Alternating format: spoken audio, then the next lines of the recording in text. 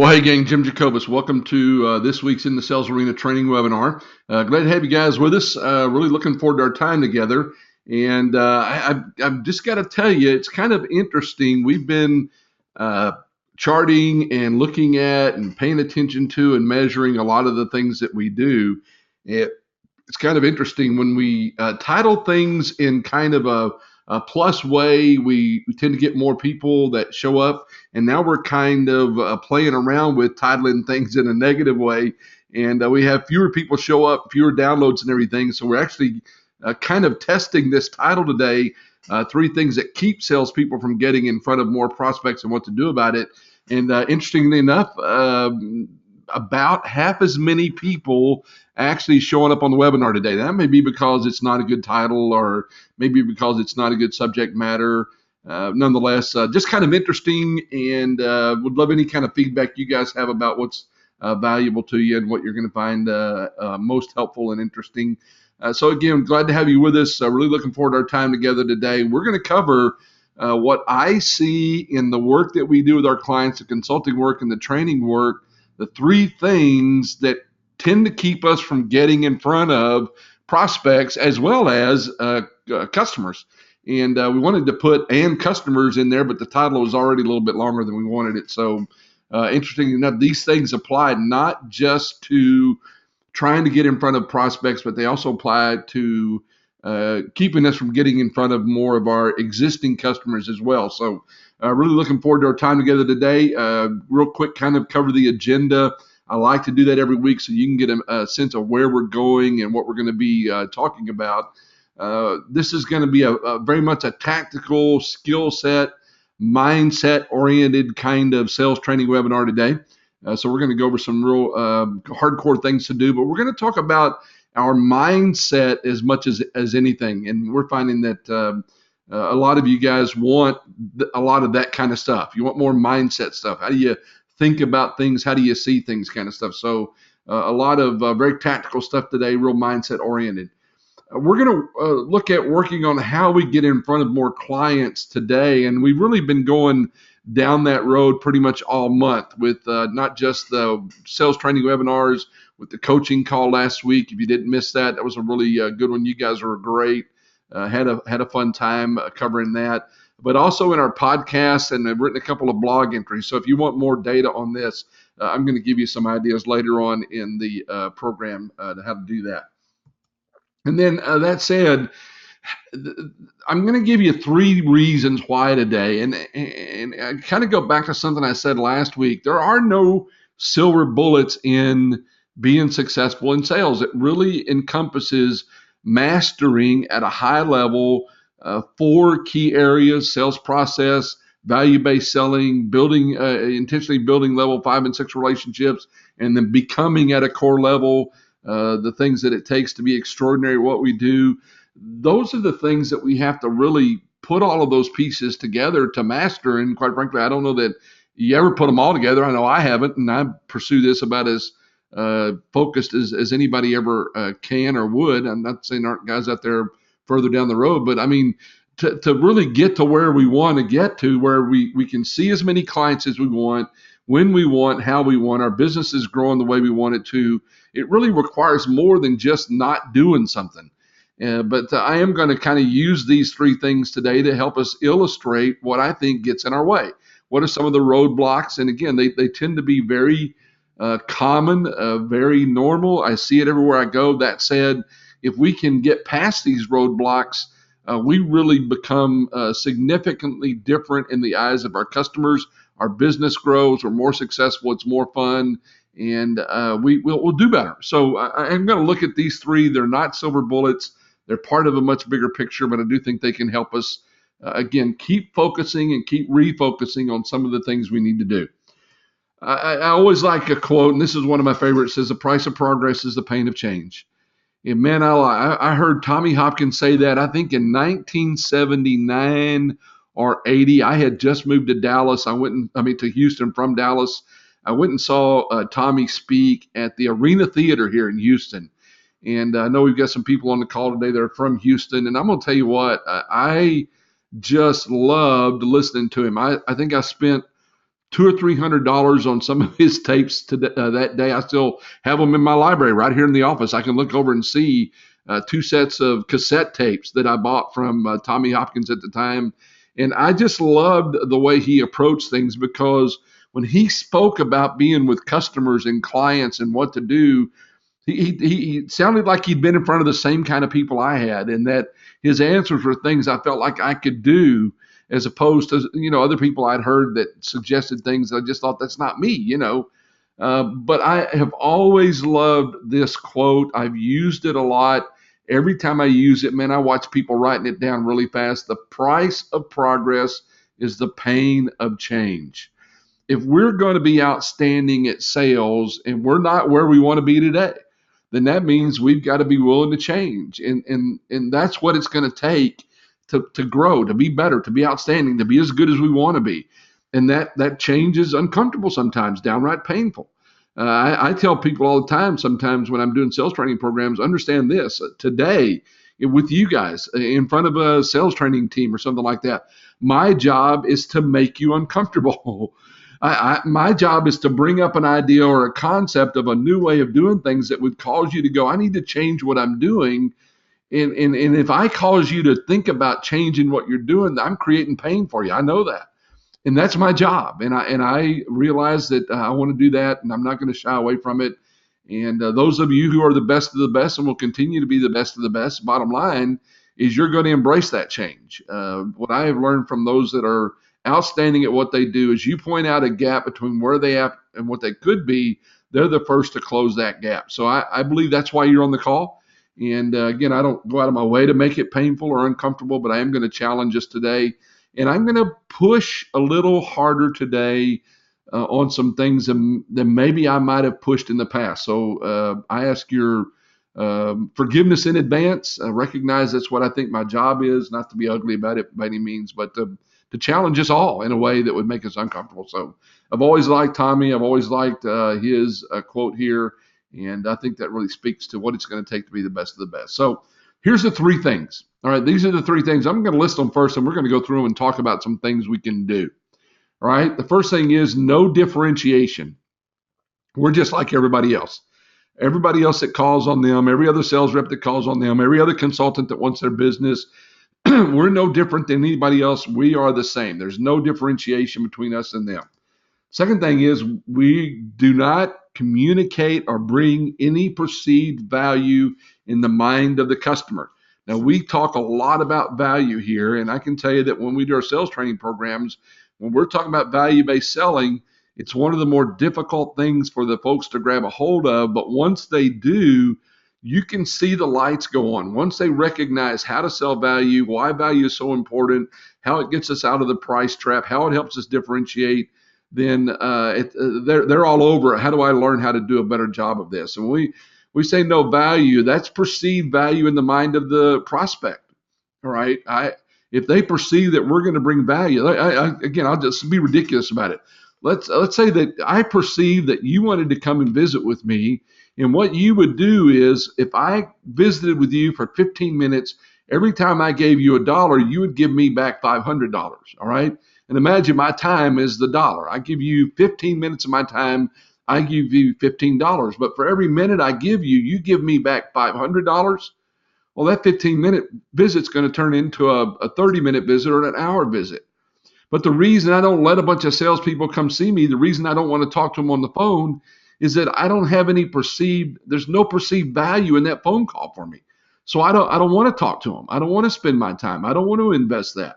So one of the things I think gets in the way is we do not communicate value up front in a way that would cause them to want to visit with us. So if I would encourage you to look back at the coaching call that we did last week, where we talked about the whole idea of how to bring value.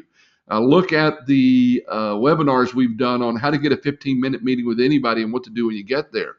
Those webinars talk about how we can bring value to the table or get the potential prospect to perceive the value in sitting down to visit with us. So number 2 is value, and number 3 is it's all about us. We're going to talk about the mindset that I think the average salesperson has, and that mindset is what gets us in trouble, is that it's all about us, it's all about our product, and how we go about communicating that is getting in the way. It's keeping us from having the opportunity to see as many people as we want. So those are the three things. Let's talk about the first one: no differentiation. And man, by the way, I love this little graphic here.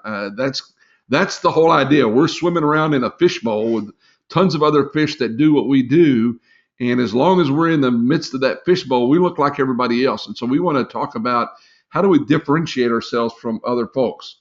And the first thing I'd say is try a different path. Try to do something different. Be creative with this when it comes to differentiating our outreach to prospects or our outreach to clients. And I'll give you some ideas here, all right? Last week we talked about if you want to send snail mail, all right? You want to send a letter or a case study or a white paper or something like that to a customer, and we put that in a normal envelope. I mean, last night I went and got our mail and I brought it back to the house, and I went through probably 20 pieces of mail, and 10 of them I didn't even open. All right, I threw them in the trash. I didn't even open them because I knew they were just somebody trying to sell me something I didn't want. Why are they sending me that stuff? I don't know. There is a speaker that does a boot camp called the $1 Million. I don't want to get in trouble here because throw this guy under the bus. But I had 6 pieces of mail from him alone, the same piece. I'm thinking, what kind of a business are you running? You're going to teach me how to be a millionaire, but yet you're sending me 6 pieces of the same kind of mail. Well, I just chunked it in the mail. All right. That's our mindset with stuff that comes across our desk like that.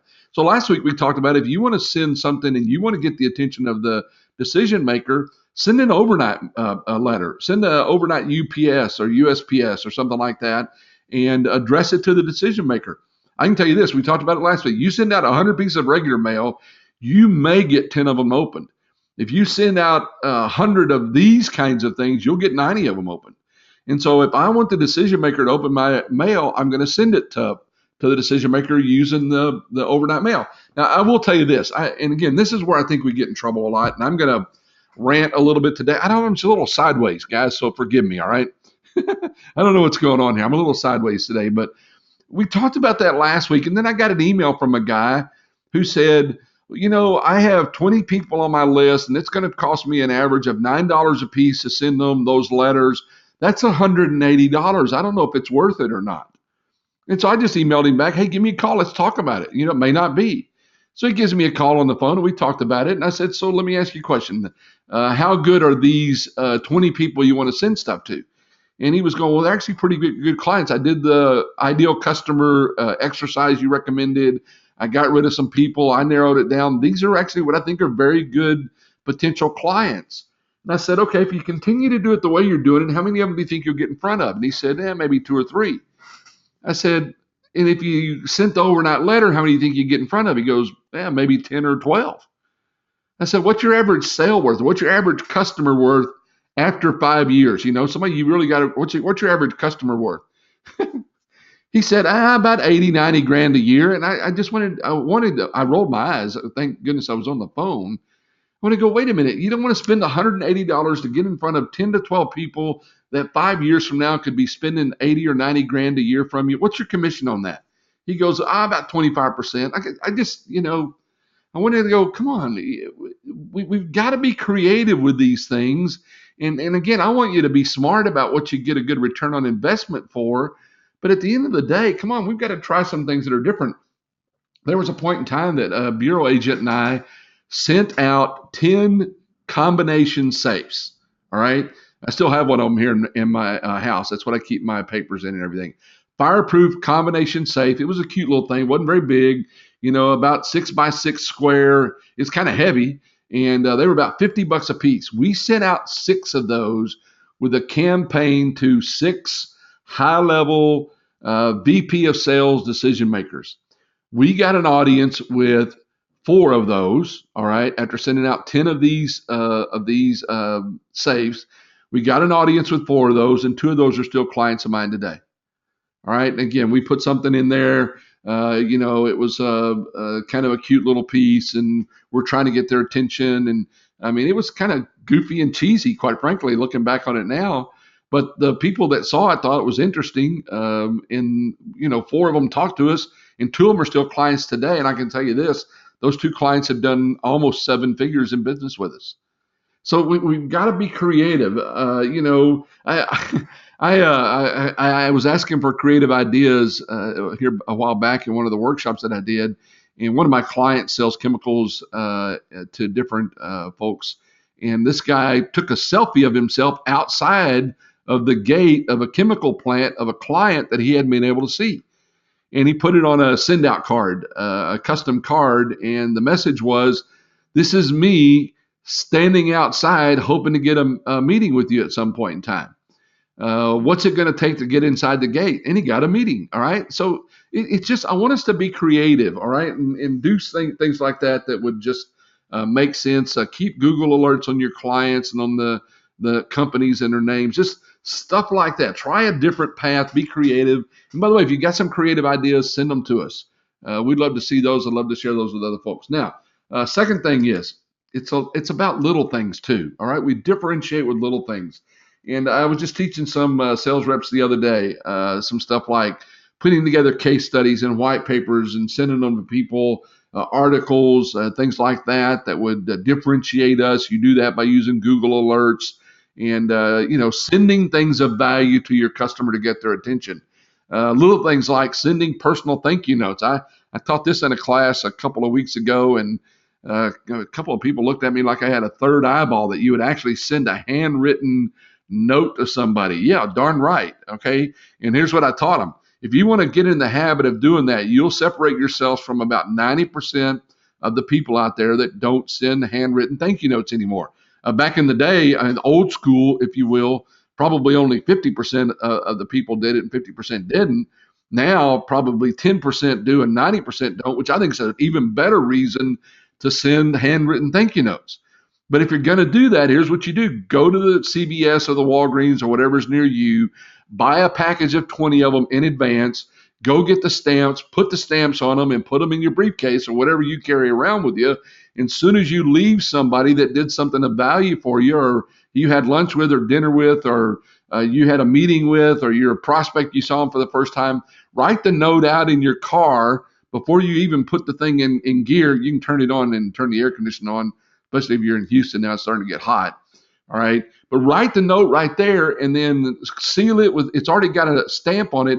And then the next post office P.O. box you see, or the next mailbox, drop it in there and they'll get it like the next day. It's learning to say, I'm different. I don't do things the same way everybody else does. Here's a couple of other little things I recommend for you too. I think every salesperson, anybody that sells a product, ought to go to Toastmasters and do the 10 speeches.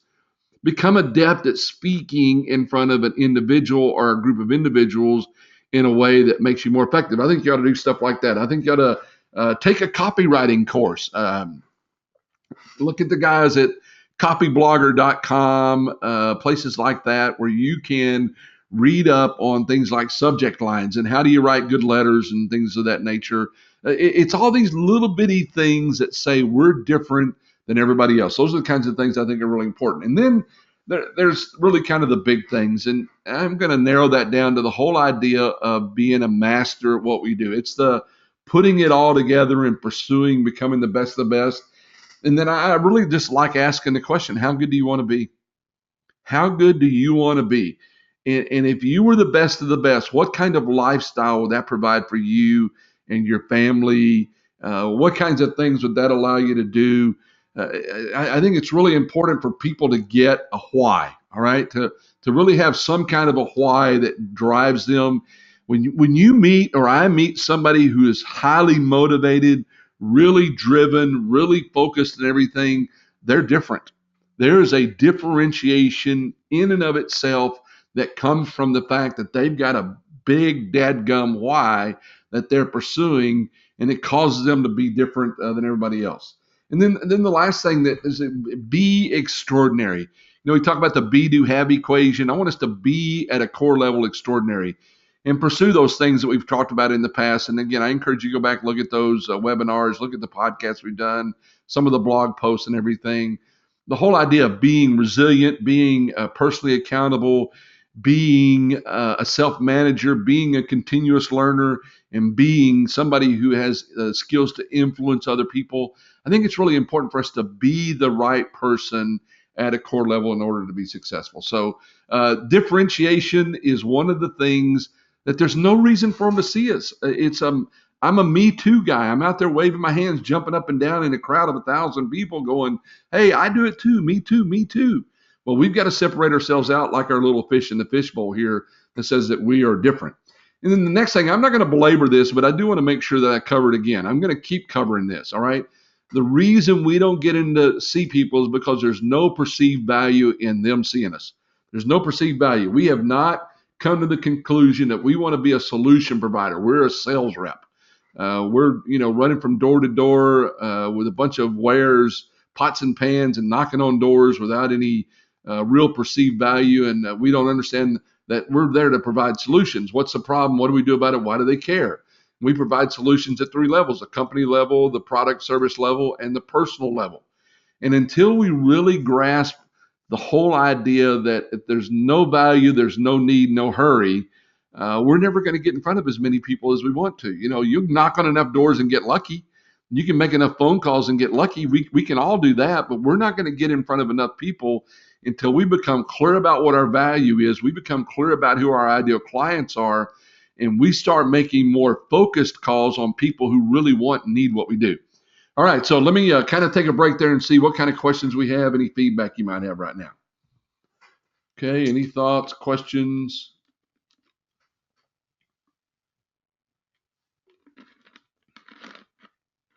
Where can I find the webinars on that? I'm gonna pop up a slide here in a minute. I'm gonna recommend you do some very specific things here in a minute, gang. On the website salesgladiators.com, you can find all of this stuff there, and I'm gonna point you there in just a minute. So yeah, you're more than welcome to go check all that out.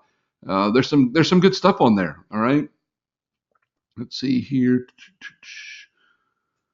Yeah, I said part of that a while ago. No need, no help, no hurry. If they don't have a need, we can't show that we provide help, then there's no hurry. There's no sense of urgency. Absolutely. That's good stuff. Thank you, Paul. Anybody else? Okay, well, let's move on then. All right. Let's look at the third reason why we don't get in front of people. And it's because we tend to think it's all about us. All right. Now, I know y'all don't do that, but I tend to see a lot of salespeople in a year's time, literally thousands of them, and it's this change in mindset. The mindset that we have, and I had it for a lot of my career, and I fall back into it a lot now. It's the mindset of the door-to-door Kirby vacuum sales guy, the door-to-door pots and pan sales guy, the guy on the corner with a bunch of watches underneath his coat. I've got something really cool here, and if I just go see enough people, then I can sell some of this. I was reading a blog the other day and talked about this is not just a numbers game. I wrote a blog. It's not just a numbers game. It's about getting in front of the right numbers for the right reasons with the right solutions and everything. That's a numbers game. But if you're trying to teach me that the only way I'm going to sell enough is to just go make 100 random calls, I'm out of here. I don't have time for that. That to me, that's not selling. All right, that's peddling, and we're not peddlers. We're professional salespeople. So it's the wrong mindset when it comes to that kind of stuff. And I'll give you another example of that. All right, my wife and son and I bought a new boat a few years ago. Okay, a few years back, we went to the boat show. We had narrowed it down to 3 different models. And so we're at the boat show and we go and see the 3 different models together. We wanted to compare them all in one place, all at one time. All right. And so we go to the first booth and they've got the boats out there, and the sales guy comes over and he says, "What brought you here today?" We want to buy a boat. He said, "You're talking about saltwater?" We go, "Yeah." And he goes, "Well, let me show you what we have." And he spent about 30 minutes just going from boat to boat to boat to boat to boat. All right. And again, that's kind of what I expected. All right. Unfortunately, even as a guy who is in sales and does sales training, that's pretty much what I expected. And he did what I expected. And we gleaned enough information from it to determine which one of the boats he had that we would want. So we went to the second booth, and the second guy proceeded to do pretty much the same thing. All right. He just, are you talking about saltwater? Yes, we are. About how big do you want? 24 feet. And so he just proceeded to show us three boats and he told us all about the boats. All right. And again, we were able to glean from that what we wanted. We went to the third booth, and the guy came out and he greeted us. And again, he carried himself differently. All right. I just noticed right off the bat, he walked and talked differently than the other two guys. And he said, "Tell me a little bit about what you're looking for." And we used a saltwater boat. And he said, "About what size?" I said, "About 24 feet." And he said, "Is this something all three of you are going to be doing together?" And we said, "Yes." And now my ears began to perk up, because that was the first question that anybody had asked us that I thought was a little different. There I am with my wife and my son, but nobody else asked if we were all three going to be involved in using the boat. And we all three said, "Yeah, we all three wanted the boat." He goes, "Well, Mr. Jacobus, I'll tell you what, I'm going to get to you in just a minute. But let me ask you, Mrs. Jacobus, what is most important to you about this boat?" And so my wife started responding, and he started asking more and more questions. And he asked her maybe 8 or 9 or 10 questions before he ever even pointed us toward a boat. Now, guys, I can tell you this. When he asked my wife, "What's important to you in a boat? What are you looking for?" And she said, "Well, I want something that's comfortable to ride around in. I want something that would be good for leisure and fishing, something that we could use in freshwater as well." And he goes, "Do you think you'd be doing something like skiing or waterboarding?" She goes, "Yeah, I think we would want to do some stuff like that." At that point in time, I can tell you this. I went, "I don't know which boat he's going to show us, but that's going to be our boat." All right. He was very interested in us. All right. That's that second point there. Be interested in the customer if you want to be interesting to the customer. And so he asked my wife, and then he took her and he showed her two different boats. All right. And then the next thing he did is he turned to my son, who I think was maybe 14 or 15 at the time. And he goes, "How about you, Jason? What's most important to you about the boat?" Well, I mean, Jason and I do a lot of fishing together, even at that age. He knew what we wanted. And so they began to go through the same process. And it was so funny when it was all over with. He turned to me and he goes, "You have any questions?" I go, "How much?" I mean, it was so cool to watch. And I tell that story a lot, because that's the difference in two sales reps who thought it was all about them and thought it was all about their product, and one sales rep that was really interested in us. All right. It's not about us. It's not about our product. It's about them. It's about asking a lot of very good questions. And again, you'll find that in some of the other webinars we've done. Really good questions that are organized in a logical fashion, asking three deep questions and stuff like that. It's about listening to the response that the customer has, and then caring enough about them and their business to present a solution to their problem that they care about, not a solution that I care about as a sales rep. The two guys that were selling boats, all they cared about was selling their boat. They didn't care about us. I mean, they probably did, but they didn't understand how to communicate that. All right. They didn't understand to find out what we were looking for before they even showed us a single thing. And of course, the guy that sold us the boat did. So it's really about caring about them and their business. I'm going to really encourage you. All right, go to the website. I know I'm saying this a lot, but a lot of what we're talking about here, there's more depth to on the website. Go listen to the master sales interviews. I have interviewed some of the best salespeople I know. Every one of them, every single one of them in that interview is going to paint a picture of how they care about their customers more than anything else, how they take care of their customers, how they provide solutions to their customers, how they understand their customers' needs. You're going to hear that consistent message through every one of what I would tell you I think are the best of the best sales reps I've ever seen. As a matter of fact, I'm going to point you at one here in just a second. So anyway, any questions about that real quick? Any questions or comments? Let me see that before we move on here. Anybody have any thoughts? Good stuff. Thank you. Thank you. Dead on, Jim. Thank you. I appreciate that. Okay. All right. Good deal. So the three challenges we're just like everybody else in the sense that there's no differentiation, there's no value, and it's all about us. So I'm really going to encourage us to look at those things we talked about. Let me see here. I got a question popped up. Another comment. Thank you. Appreciate that, Dan. And by the way, Dan, my hip is going to be okay. So that's inside, guys. Hurt my hip and wasn't able to make a meeting yesterday. So anyway, thank you. Yeah, it is good news. I was pleased. So anyway, all right. Those are the three challenges. I'm going to start each week doing this. This is going to be new. It's going to be what I'm going to encourage you to do this week, or I'm going to challenge you. And I told you we're going to be a little pushier here than we've been in the past. And so here's three things I'm going to encourage you to do this week. First thing is listen to the master sales interview on the website, salesgladiators.com. Go to the interview section under blog and listen to the interview with Robert Rice. Every interview I've done, there's been a point in time in there when I went, whoa, back up. Wait a minute. That's really good stuff. Robert sells chemicals, all right? Lubrication products, chemicals. They're a commodity, all right? They're basically a commodity, and there literally can be a tenth of a cent difference per pound from his price to somebody else's, up or down, good or bad, plus or minus. And so I asked Robert the question. I said, Robert, how do you get past the downside to the fact that you sell a commodity? And Robert said, I don't think that's a downside. I think it's a plus. And in my best Ron White imitation, I went, all right, I'm listening. How do you see that as a plus? He goes, if you and I are competing against each other and there's a tenth of a cent difference between your product and my product, I'm going to kick your tail 8 out of 10 times. And I said, okay, how? He said, because I care about my customer more than you do.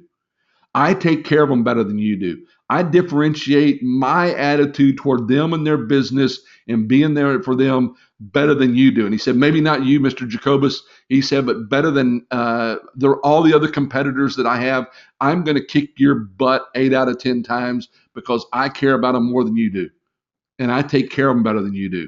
And that is what makes the difference when you're selling a commodity. And man, I was like going, boy, I remember saying on the interview, when you hear it, if you listen to it, you'll hear me say, man, I wish I'd have heard that 20 years ago. I can't tell you how many sales training classes I've taught where they bemoan the fact, and I'm right there with them, that they sell a commodity and I can't differentiate my product from yours. They're all the same. So what do I do? And man, there's Robert, and by the way, he's 30 years old, VP of sales for Buckley Oil up in Dallas, Fort Worth area. And one of the best sales reps you'll ever meet in your life. And here's this young 30-something-year-old guy telling me something I wish I'd learned 30 years ago, that a commodity is an advantage because then I really get to differentiate. And I can tell you what, I've taught some training classes since then. And when we talk about commodities and differentiation, I'm going to tell people, and I have told people since then, the reason we don't win more often is because we're not any better than they are at a personal level. And so I'm going to encourage you to listen to that one and listen to the others if you want to hear one after another where they kept talking about the difference in how they take care of their customers. And then go to the website and just click on blog, and you'll see a little search box there. Type the word value in the search box and hit enter. And the first thing that's going to pop up are a couple of webinars we've done around value-based selling, how to escape the price trap, and things like that. There's some blogs on there. There's podcasts on there. We've got to master this whole idea of clearly communicating the value we bring to our customers. And there's a bunch of good resources there for you. I encourage you to do that. And then the last thing is make a decision. And again, I'm going to start pushing a little bit more. I'm going to start challenging you a little bit more. Make a decision. How good do you want to be? How good do you want to be? I ask the question all the time, and you've heard me ask it. If I've got 100 sales reps, if I've got a sales manager with 100 sales reps, and I ask them how many of them are extraordinary, the answer is 3 to 8. But when you ask them how many of them could be extraordinary, the number is 80%, 90%. It's not about whether we're able, it's about whether we're willing.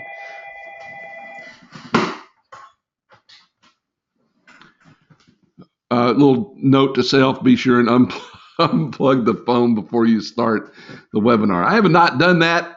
I don't think I've done that yet. Today's the first time, so my apologies, guys. Should I leave that in or edit it out? I'll figure that out later on. But how good do you want to be? All right. What's your why? Do you have a why that's big enough that would cause you to go, I've got to learn how to do the things that would differentiate. I've got to learn how to talk value to my clients. I've got to learn how to make it all about them and not about me. How good do you really want to be? Because it's not about whether you can be, it's about whether you will be. And I believe in every one of you. I wouldn't be doing this if I didn't think every single sales rep could be extraordinary. The back of my business card says inside every human being a champion heartbeats. That's what I believe. Every one of you can be as good as you want to be at this. And I'm certainly want to do everything I can to help you. But at the end of the day, we all have to make a decision. How good do we want to be? And I encourage you, I hope you want to be the best of the best. So those are your to-dos for the week. That's what I encourage you to do. Any questions? Any questions or thoughts right now? Okay. Thank you. Thank you. You know, we're only running about half as many people on the webinar today, but that's still about 30 now. That's really pretty cool. We had almost 60 last week there. Okay. Got a question here. Let's see what that says. Oh, just a comment. Thank you. Thanks, David. Thanks, Paul. Appreciate it. You guys are so kind. And again, let me just say this. I'm having such a blast doing this. I'm having such a blast working with you guys and seeing how things are working for you and helping out and everything. I just love doing it. Obviously, we're very fortunate to do it. It does more than pay the bills. It is very, very good stuff. But I enjoy helping you guys as much as anything. So I appreciate that. All right. Okay. If we don't have any questions or anything else, then again, I'm going to keep saying this. Our hope is this for you. If you're brand new, we want to create a foundation for you to build a great life and a great career on. If you're stuck, all right, and I'm beginning to think most of our folks are kind of in that middle ground, or a lot of our folks are in that middle ground where they're not at the bottom, but they're not at the top. They can see the top. They know that they're capable of getting to the top, but they're not getting there for one reason or the other. And quite frankly, that last thing I just asked you may be one of the reasons why you haven't settled the question, how good do I want to be? Or maybe you just don't have the skills yet. Nobody's taught you, and we're glad to do that. We want to get you out of there. We want to see you at the top. We want you to have that sales career and the lifestyle that you want, that you dream of. And that's really one of the things I love doing is flipping switches for people that we call stuck in the middle. And if you're at the top, and I know we got some of those because I know who you are, you're trying to figure out how the heck do I stay here, and we want to help you do that as well. So that's our hope for you this year.